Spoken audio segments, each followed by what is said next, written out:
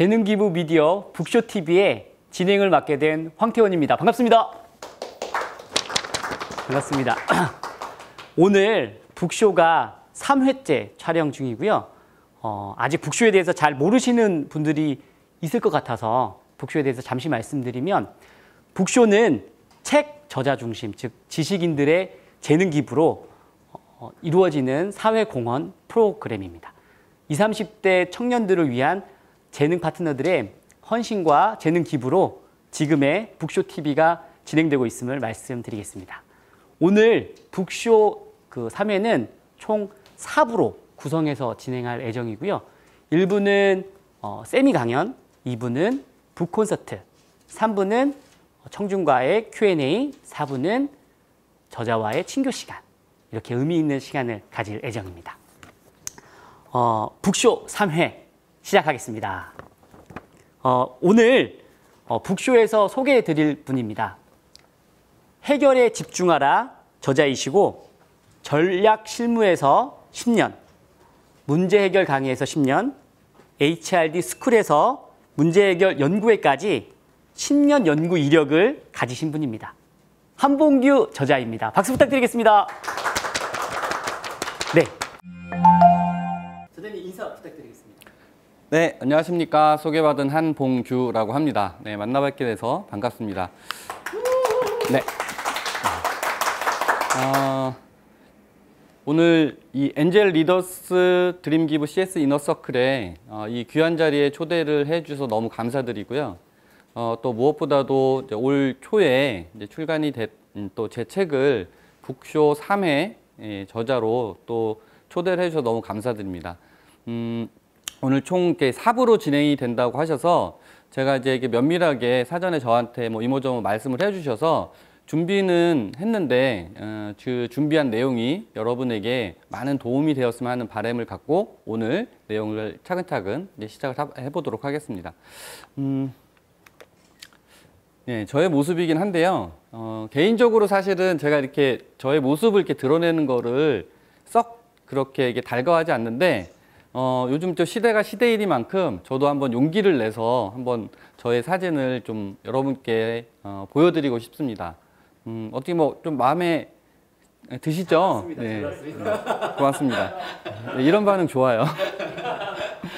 잠깐 저의 소개를 좀 드리면, 저는 현재 전략 컨설팅 H라는 곳의 대표이사를 맡고 있고요. 그다음에 이제 보시는 것처럼 문제 해결 연구회, 앞서서 진행자께서 소개해 주신 곳에서 이제 연구 포럼을 맡고 있습니다. 저희 하는 일을 잠깐 소개해 드리면, 전략 컨설팅 H는 저희 이제 주된 이제 사업으로 전략과 문제 해결과 관련된 강의 및 연구 활동을 하는 곳이고요. 그다음에 이제 문제 해결 연구회는 지금 보시는 것처럼 저희의 이제 홈페이지를 통해서 저희의 연구 활동, 그다음에 저희 연구원들의 이모저모한 일상생활을 브이로그를 통해서 소개해 드리기도 합니다. 최근에 저희가 문제 해결 연구회 TV도 개설을 해서 저 해결에 집중하라 이 책을 각 챕터별로 요약된 내용들을 안내해 드리고, 그다음에 질의응답을 받고 있습니다. 기회가 되신다면 한번 방문하셔서 한번 쭉 살펴보시면 책의 내용을 이해하는데 적지 않게 도움이 될 거라고 생각을 합니다. 이렇게 이제 대략적인 주요 내용들을 소개해 드렸고요. 자세한 내용은 북토크에서 또 말씀을 드리도록 하겠습니다. 자, 그러면 오늘 이제 제가 준비한 내용, 세미 강연을 하나씩 이제 소개해 드릴 텐데, 먼저 그림 하나를 소개해 드리도록 하겠습니다. 이 그림 보고 계시는데, 이 그림은 1877년 클로드 모네가 그린 생라자르 역이라는 작품이에요. 이 작품을 제가 오늘 전략 경영 또는 문제 해결과 관련돼서 이야기를 하는데, 첫 장면으로 보여드리는 것은 이 그림이 딱 등장을 했을 때 이 그림을 보고 어떤 분이 이런 이야기를 했다고 합니다.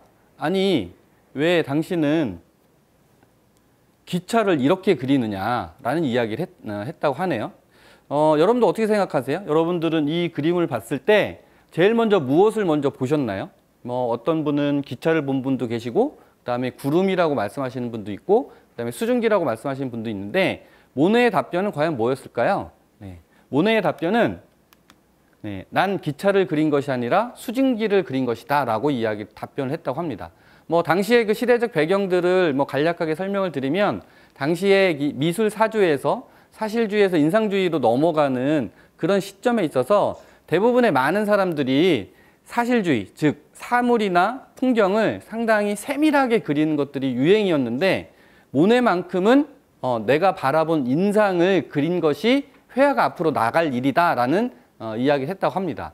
그 이후로 모네는 이 인상주의라는 것을 꽃피웠고 그다음에 그 대표적으로 저희가 잘 알고 있는 수련 연작 시리즈가 있죠. 이 이야기를 제가 이제 전해드리는 것은 저희 이제 문제 해결, 그다음에 문제 해결 연구에, 그다음에 해결에 집중하다가 생각하는 관점이 바로 이러한 겁니다. 즉 무슨 말이냐면 최근에 있어서 코로나 팬데믹 시대라고 쭉 열거를 하는데 그 시대에 기존에 우리가 늘 봐왔던 것들을 볼 수도 있겠죠. 하지만 이 시대에는 모네처럼 남들이 갖지 않은 방식으로, 그다음에 남들이 보지 않은 그 이면을 바라볼 때 다음 세대를, 다음 시대를 이끌어 나갈 수 있는 어떤 힘, 동력이 생긴다고 생각을 합니다. 이걸 뭐 저희가 굳이 저희의 언어대로 이야기한다면 오늘 참석하시는 분, 이 방송을 보시는 분들이 에게 전해드리고 싶은 말은 바로 꿈이라는 거죠. 이 꿈을 갖는 자가 세상을 다르게 볼 수 있는 힘을 갖는 자다라고 저는 생각을 합니다. 뭐 이러한 의미에서 제가 쓴 해결에 집중하라 이 책의 핵심은 바로 요 내용이에요. 저희 그 책에 이제 5페이지에 들어있는 내용들인데 저는 이 책의 책에서 꼭 이 부분을 말씀을 드리고 싶었습니다. 어떤 부분이냐면 이 책은 그냥 단순히 저희가 익히 알고 있는 전략 경영 사례를 그냥 답습하고 그다음에 그 내용을 사실처럼 받아들여서 그것을 소비하는 게 아니라 뭔가 꿈을 갖고 있다면 혹은 아직 나의 꿈이 무엇인지 잘 모르겠다고 한다면 지금까지 가졌던 사고와는 좀 다른 방식으로 사물을 대하고 다른 방식으로 세상을 좀 대하고 좀 다른 방식으로 좀 이렇게 세상에 나가서 자기만의 어떤 시각을 모든 사람들한테 얘기할 수 있는 그런 기회, 즉 전략 경영이라는 이 하나의 사례는 생각의 지평의 문을 열어줬다면 문제 해결은 그 생각의 지평에 차곡차곡 여러분들의 꿈들을 쌓아나가는 단계이고 과정이다. 이렇게 이해를 해주시면 좋을 것 같습니다. 그래서 저는 제 그 5페이지에 있는 요 문장을 개인적으로 상당히 좀 이렇게 심혈을 기울이고 싶고 여러분들이 뭐 책 전체 내용은 아니더라도 요 부분을 한번 읽어보시고 깊이 한번 생각해 주시면 여러분의 꿈을 완성해 나가는데 큰 도움이 되지 않을까라고 생각을 합니다. 이 책은 전체적으로 전략 경영이라는 부분과 문제 해결이라는 부분을 다루고 있는데요. 특히 앞서서 얘기한 전략 경영하면 상당히 어렵게 느껴진다라고 하시는데 사실은 그렇지 않습니다. 뭐 제가 그거야 뭐 저자님은 오랫동안 실무 경력이 있어서 그렇지 않겠습니까? 라고 이제 반문하실 텐데 이런 거 있지 않습니까? 지나고 나니까 알겠더라.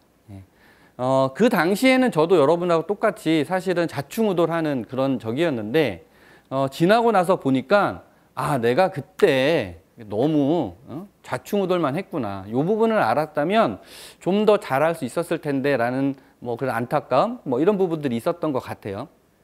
그중에서 그 이야기를 다시 정리해서 말하자면 전략 경영이라는 것을 잘 하기 위해서 중요한 것이 문제 해결을 잘해야 되겠다라는 생각을 하게 된 겁니다.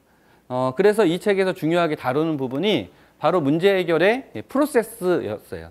그러니까 프로세스는 좀 다른 말로 이야기하면 일하는 데는 순서가 있다라는 거고 그다음에 그 순서를 좀 늦더라도 차곡차곡 단계를 밟아갈 때 완성을 하는 데 있어서 때로는 친구들과 때로는 동료들보다 좀 늦는다라는 생각을 하는지 모르겠지만 오히려 그 늦는 것이 나중에 보면 나한테 좀 더 크게 이익이 되더라라는 거죠. 여기서 말하는 이익이라는 것은 경제적인 이익뿐만이 아니라 심리적으로 내가 갖는 그 자산이라는 게 생긴다라는 거죠. 뭐 이런 것을 좀 달리 얘기하면 뭐 심리적 사회자본, 뭐 심리적 자본 뭐 이렇게 말씀을 하시는데 저는 그런 부분도 중요하다고 생각을 합니다. 물론 저희가 이제 생활하는 데 있어서 어떤 경제적인 자산을 갖는 건 중요하지만 그거 못지않게 심리적인 자본, 그다음에 내가 이 세상을 살아가는 데 있어서 가져야 될 양심, 그다음에 선행 이런 것도 상당히 중요하다라는 것을 꼭 말씀을 드리고 싶습니다. 그래서 저희 이 책에서 제시하는 프로세스는 총 4단계예요. 지금 보시는 건 5단계이지만 5단계에서 저 액션 플랜은 실제로 보고서를 작성하는 부분이어서 책에서는 그렇게 비중 있게 다루지는 않았습니다. 가장 비중 있게 다루는 부분이 문제 정의에서부터 원인 분석, 대안 탐색, 해결안, 선정 이 부분이고, 책에서 제가 좀 이렇게 주요하게 좀 많은 비중을 다뤘던 부분은 문제 정의와 원인 분석이었어요. 그럼 왜 이 부분을 상당히 중요하게 다뤘냐면, 예를 들면 이런 거죠. 저희는 어떠한 사건을 접했을 때 이 사건에 대한 본질을 파악해야 된다라는 이야기를 상당히 많이 듣거든요. 그런데 그걸 누가 모릅니까? 상식적인 일인데.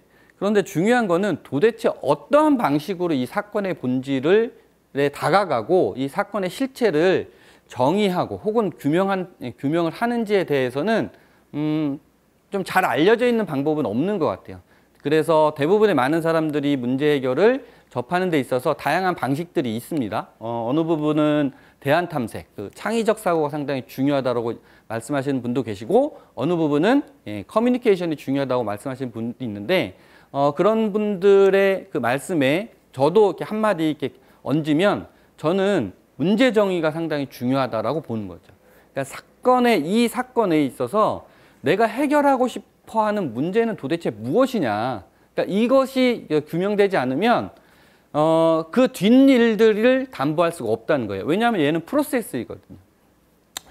이 내용을 좀 더 달리 이야기한다면, 지금 여러분들이 많은 준비들을 하고 계시는데, 그런 많은 준비 속에서 과연 내가 꾸는 꿈이 이게 현실로 실현이 가능할까가 아니라, 내가 꾸는 꿈은 현실로 실행이 가능하다라는 생각이 바로 문제를 정의하는 데 있어서 굉장히 중요한 부분이라고 생각을 합니다. 물론 현재 나한테 다가오는 여러 가지 환경적인 부분들이 내가 원치 않는 방향으로 흘러가거나, 그다음에 제가 좀 힘든 부분도 물론 있겠죠. 그런데 그런 것이 없으면 사실은 저희가 꿈을 꾸는 의미도 없다고 봅니다.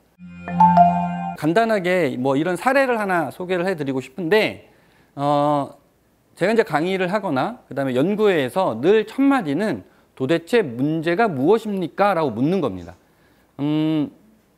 여기에서 가장 중요한 말은 무엇이라는 거고, 그다음에 문제라는 거예요. 이를테면 제가 꿈을 실현하는데 이러이러한 점이 어렵습니다 라고 이야기할 때, 우리는 대부분 그거는 이렇게 하면 돼 라고 조언을 해주거나, 그 다음에 거기에 대해서 애정어린 충고를 해주는 동료나 친구들이 있을 거예요. 만약에 여러분들이 저한테 그 질문을 하신다면, 저는 그런 내용보다도 저희 해결에 집중하라 연구의 프로세스, 문제 해결 프로세스의 첫 마디, 도대체 문제가 무엇입니까? 라고 물을 겁니다. 그 얘기는 달리 얘기하면 도대체 여러분, 당신 혹은 우리 친구의 꿈은 무엇입니까? 묻는 것과 동일한 거거든요. 그러니까 도대체 여러분들이 꾸는 꿈이 무엇이길래 지금 이렇게 힘들고 어렵게 느껴지느냐를 이제 찾아가는 거죠. 좀 본질에 접근해가는 방식으로 이해를 해주시면 좋을 것 같아요.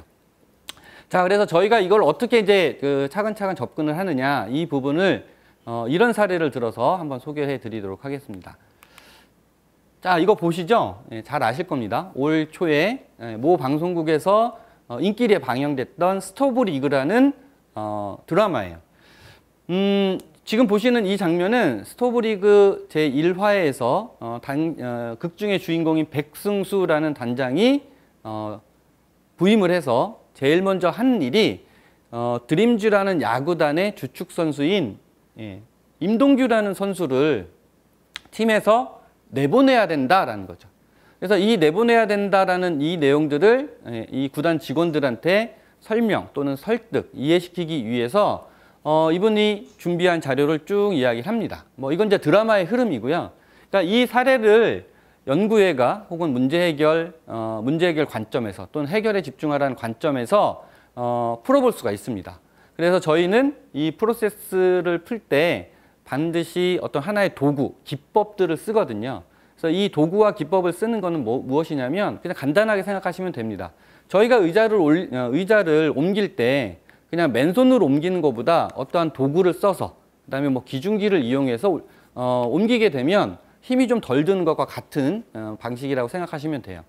자, 그래서 소개해드리면 저희 연구회가 쓰는 문제를 정의하는 기법은 SEQA라는 단계를 밟아 나가면 대부분의 많은 어떤 사건의 본질을 찾는 데 있어서 문제 정의하는 데 어렵지 않다. 뭐 이를테면 여러분들이 나의 꿈을 실현하는 데 있어서 내가 현재 겪고 있는 어려움, 그다음에 내가 이러한 사건을 겪고 있는데 이 사건을 난 좀 더 잘 풀어내고 싶다. 그런데 도대체 문제를 어떻게 정의해야 되지? 라고 생각이 되신다면 이 SEQA라는 이 기법을 꼭 생각해 주시면 좋을 것 같아요.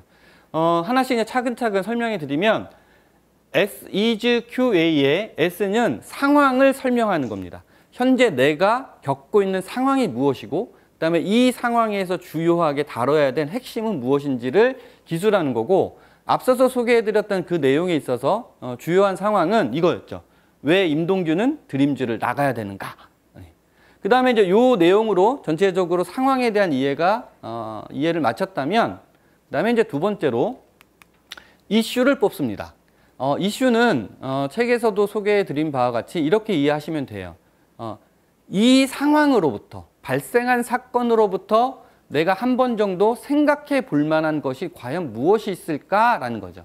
즉 여러분들이 나의 꿈을 실현하는 데 있어서 이 꿈이 잘 실현이 되지 않을 때 뭔가 좀 힘듦을 느낄 때 그냥 마냥 어떻게 해결하면 되지? 어떻게 해결하면 되지? 하는 방식도 좋지만 제가 권해드리고 추천하는 방식은 그 전에 내가 지금 처해 있는 이 현실과 상황에 있어서 이 사건에서 내가 한번 생각해 봐야 될 것은 무엇이지를 한번 생각해 봐달라는 거죠.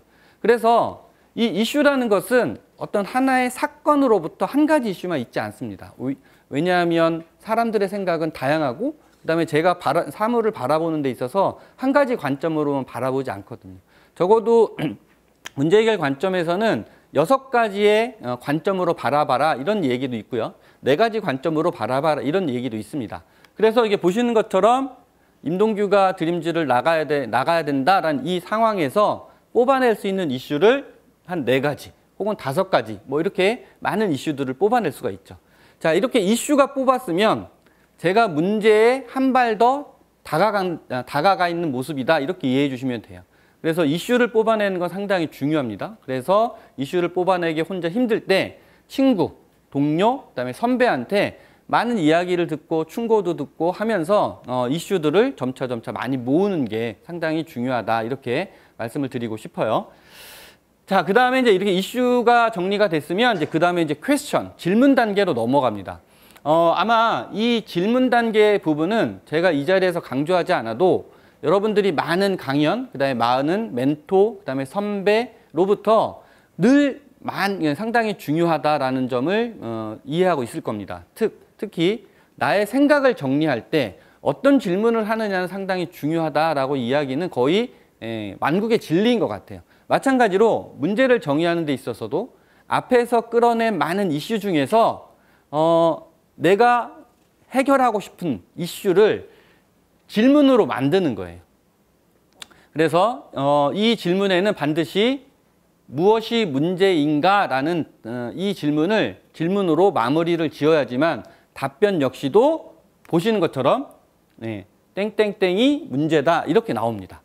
그래서 무엇이 문제인가라는 질문에 해결에 집중하라에서는 이렇게 꼭 권해드립니다. 누군가가 나한테 무엇이 문제인가라고 질문하면 무엇이 땡땡땡이 문제다. 여기에서는 팀워크를 해치는 선수가 드림즈에 있는 것이 문제다라고 정확하게 정의를 내려줘야지만 이 내용을 바탕으로 원인 분석에 들어가고 그 원인 분석을 통해서 얻어낸 과제를 바탕으로 대안 탐색으로 들어간다라는 거죠. 이를테면 예를 좀 더 여러분들이 현실 가깝게 느껴질 수 있는 부분으로 약간 이제 정리해서 말씀드리면 여러분 지금 여러분들이 목표로 하고 있는 그 과정에 지금 그 여정을 경험하고 계시는데 그 여정에서 지금 당장 나한테 현실적으로 부딪히는 가장 큰 어려움, 힘든 점은 무엇입니까? 예, 무엇이 문제입니까? 라고 제가 질문하는 것과 동일한 겁니다. 그러면 이 저의 무엇이 문제입니까? 라는 질문을 받으셨다면 여러분은 뭐 이런 얘기 저런 얘기 많은 이야기를 하시겠지만 잠깐 호흡을 멈추시고 눈을 감고 쭉 한번 생각해 본 다음에 제가 지금 겪고 있는 문제는 땡땡땡이 문제입니다. 이렇게 한 문장으로 얘기하는 게 생각을 정리하고 그다음에 그 다음 단계로 넘어가는 데 있어 굉장히 큰 도움이 됩니다. 그래서 한번 여러분들이 이 영상을 보시면서 잠깐 동안 한번 스스로 자식이 자신에게 한번 물어보세요. 지금 나에게 있어서 무엇이 문제일까? 내게는 땡땡땡이 문제다. 이렇게 한번 정리해 보시면 이 영상을 보시는 데 있어서 상당히 큰 도움이 되지 않을까라고 생각을 합니다. 자, 그래서 이 SEG QA는 이 해결에 집중하라에서 문제 정의를 하는 데 있어서 굉장히 중요하게 다루는 도구이다라는 점을 이해해 주시면 좋을 것 같습니다. 한 가지 더 사례를 소개해 드리면 책에 있는 23페이지에 이 내용을 제가 소개해 드리는 것은 이 책이 표방하는 것이 전략 경영이라는 사례 때문에 그렇습니다. 전략 경영 사례는 듣기에는 말이 좀 멋있기도 하죠. 하지만 듣기에는 어떤 분들은 좀 되게 낯설게 느끼실 거예요. 그러니까 우리가 여러분들이 원하는 그곳에 일을 얻게 된다면 대부분 이와 같은 사례들을 많이 접하시면서 이 사례를 답습하는 게 아니라 이 사례의 시사점을 뽑아서 내가 하고 있는 일에 어떻게 적용시켜서 그다음에 나의 일을 어떻게 발전시키고 이 발전시킨 내용이 조직에 어떤 형태로 기여를 할 것인지에 대해서 많은 경험을 하실 겁니다. 거기에서 사례를 접근하는 방법, 그다음에 사례를 어떻게 활용하는 방법에 대해서 소개를 드리는 건데요. 사우스웨스트 항공과 그 컨티넨탈 에어 항공은 제가 여기서 부연 설명을 드리지 않아도 익히 잘 아시는 부분일 거예요. 저희는 이 중요한 사례를 가지고 정리를 할 때 지금 보시는 밸류 체인이라는 가치 사슬이라고 이야기하는데 가치 사슬은 한마디로 얘기하면 모든 회사 혹은 기업에서 일을 하는 데 있어서 지금 보시는 이러한 각각의 부서들이 서로 체인으로 연결돼서 선순환 구조로 잘 돌아가야지만 원하는 성과를 얻을 수 있다. 그것을 도식화한 거예요. 그러면 이 두 사례에서의 핵심은 사우스웨스트 항공은 오늘날 포춘지에서 선정한 꼭 일하고 싶은 기업이 된 반면에 컨티넨탈 에어는 아쉽게도 유나이티드 항공사에 합병이 되었어요. 그러니까 항공사라는 이 항공 시장에서 한 회사는 성공을 거두고 그다음에 또 다른 회사는 그렇지 못한 거에는 어떤 차이점이 있을까? 우리는 대부분 이렇게 얘기하면 저희는 이렇게 이야기하죠.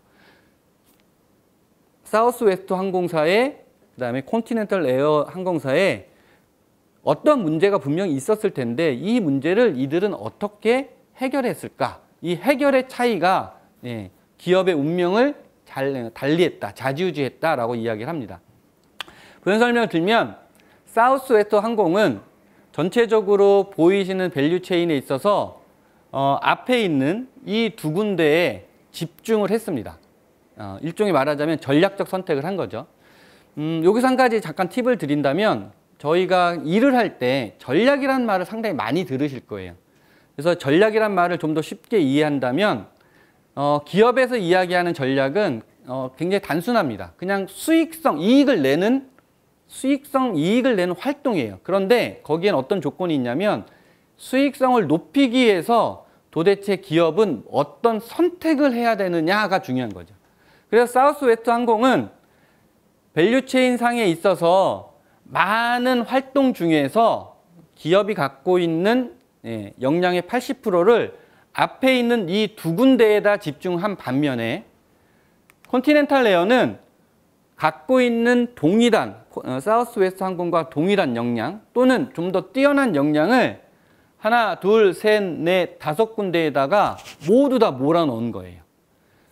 그러면 이제 산술적으로 보면 사우스웨스트 항공은 갖고 있는 역량의 100이 있는데 그중에 80%를 앞에 있는 두 군데에다가 집중을 했고 그 다음에 컨티넨탈 레어는 갖고 있는 역량의 100을 하나, 둘, 셋, 넷, 5군데에다가 집중했다는 것은 각각 20, 20, 20, 20, 20 이렇게 집중을 했겠죠.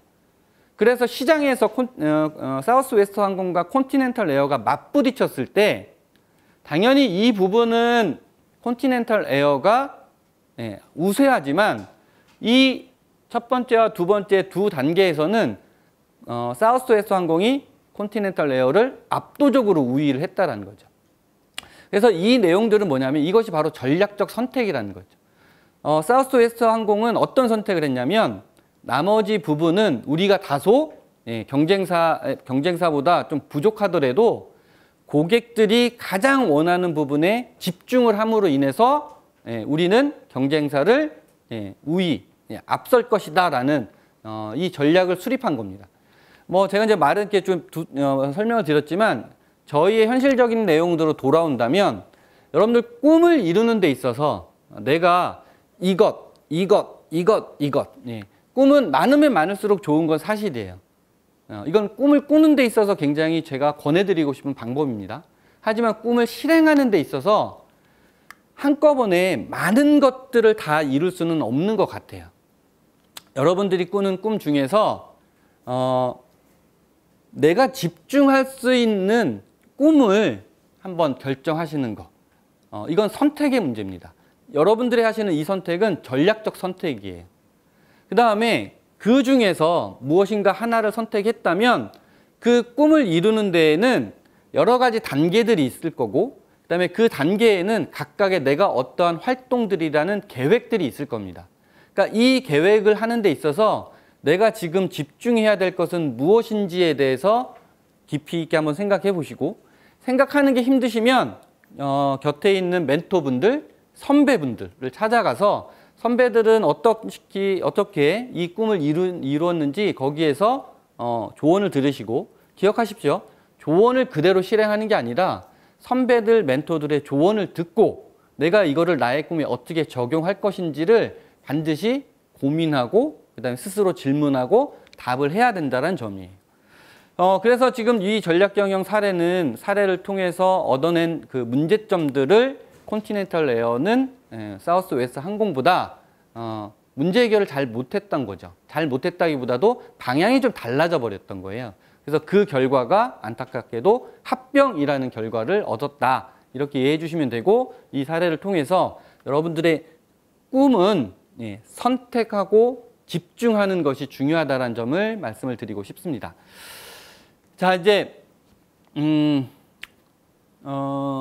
책의 세 번째 부분인데 넓게 생각하는 부분은 달리 얘기하면 창의적 사고를 이야기합니다.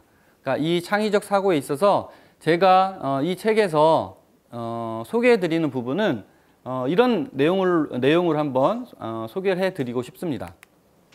지금 세 편의 작품들을 보고 계시는데 이 작품들은 앞에 있는 이 작품 저희 너무나 잘 알고 있죠. 고흐의 작품이에요.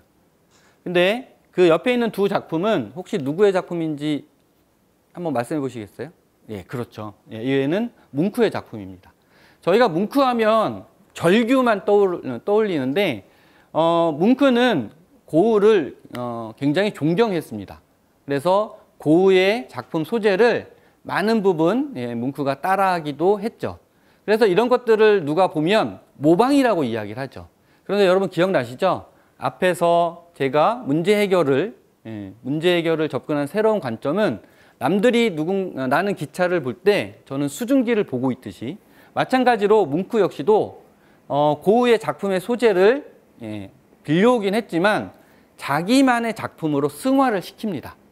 그래서 저는 넓게 생각한다라는 것은 그냥 무턱대고 창의적 사고를 하는 것은 시작점이 무엇이라고 보면은 좋은 모방이라고 보는 거예요. 그래서 여러분들이 꿈을 실현하는 데 있어서 나는 저 사람하고 다르니까 뭐 이런 생각도 물론 중요하지만 경우에 따라서는 누군가가 잘하고 있는 것은 철저히 나의 것으로 모방하는 것도 중요합니다. 그런데 모방이 모방으로만 그치면 되지 않죠. 한번 더 볼까요? 지금 이 작품은 여기는 이제 클림트의 작품이고 얘는 브렛이라는 작가의 작품이에요. 이 리차드 브렛이라는 사람은 처음에 모든 작품들을 내놨을 때 모든 사람들이 이 사람을 비난했습니다. 클림트의 아류다, 클림트의 뭐다. 하지만 이 사람은 거기에 굴하지 않고 끊임없이 클림트의 작품을 연구하고 그다음에 클림트의 작품을 따라하면서 자기만의 기법들을 찾아내기 시작했어요. 그래서 최근에 상당히 각광받고 있는 작가 중에 한 명입니다. 한번 더 볼까요? 클림트의 작품이고 그다음에 리처드 브렛의 작품이에요. 자, 제가 여기서 여러분께 꼭 드리고 싶은 말은 모방을 남의 것을 그대로 베껴 쓰는 것은 사실은 이거는 그렇게 바람직하지 않죠. 그런데 내가 어떻게 좀 시작한 것이 좀 어려운 분이 계시다면 누군가를 먼저 모방을 하는데 그것을 모방에 그치지 말고 모방을 하면서 끊임없이 자기 것으로 내면화를 시키는 일종의 시간이 좀 필요합니다. 그 다음에 모방을 하다 보면 주변 사람들이 너 그렇게 남 따라해서 뭐 하냐 이런 말들 하는데 그런 말들에 너무 개의치 않으셨으면 좋겠어요. 기억나시죠? 제가 지나고 보니까 알겠더라. 지나고 보면 그때 내가 왜 자꾸 그렇게 남의 이야기에 귀를 기울였는지, 왜 그때 그 얘기가 마음이 아팠는지를 나중에 알게 되더라고요. 그래서 여러분, 지금 여러분께 이 말이 어떻게 들릴지 모르겠지만 여러분의 생각은 굉장히 소중하고 중요합니다. 여러분들이 지금 어떤 생각을 하느냐는 여러분들의 미래를 볼 수 있는 청사진이기도 하지만 제가 여러분들의 선배 또는 멘토 또는 동료의 입장으로 볼 때 여러분들의 지금 생각은 10년 후, 뭐 가깝게는 5년 후의 그 미래를 굉장히 밝게 만들어주는 것이라고 저는 생각을 해요. 이해를 해주셨으면 좋겠습니다. 그래서 모방은 내면화라는 그 과정을 거치면 그것은 나의 창조물이 된다라고 저는 생각을 합니다. 마지막으로 이 그림을 보면서 소개해 드리는데 지금 보시는 이 그림은 1925년도 살바도르 달리라는 사람이 작가가 그린 창밖의 소녀라는 이 그림이에요. 그래서 그림을 공부하시는 분들은 이 작품을 반드시 자기 작품에 반드시 마치 과제처럼 숙명처럼 인용을 합니다. 그래서 옆에 보시는 이 작품은 우리나라에서 활동하고 있는 작가의 작품이에요. 그래서 여기에서 제가 이런 말을 넣었어요. 여러분, 꿈꾸기가 힘드시다고 한다면 저는 이렇게 말씀을 드리고 싶어요. 모방을 하십시오. 다만 모방에서 그치지 말고 그 꿈을 나의 것으로 만들기 위한 내면화의 과정. 그 내면화의 과정은 무엇이 문제입니까? 라고 질문하면서 무엇이 문제다라고 답변하는 것. 일단 경우에 따라서는 이런 곳에 이런 영상을 보시면서 뭔가 생각을 하고 그 내용을 적고 그다음에 선배, 친구, 동료에게 찾아가서 내용을 들으면 됩니다. 저는 꿈이 없어요. 꿈꾸기가 너무 힘들어요. 그렇다면 꿈도 모방을 하십시오. 그러면서 자기 내면화 과정을 거치면서 나의 것을 만들면 그것이 바로 여러분들의 창조물이 된다라고 말씀을 드리고 싶습니다.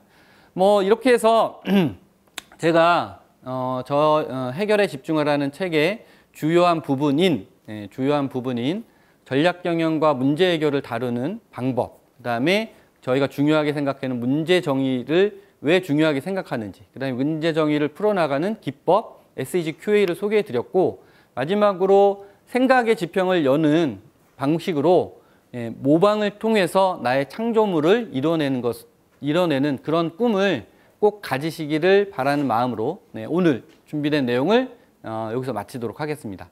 끝까지 들어주셔서 고맙습니다.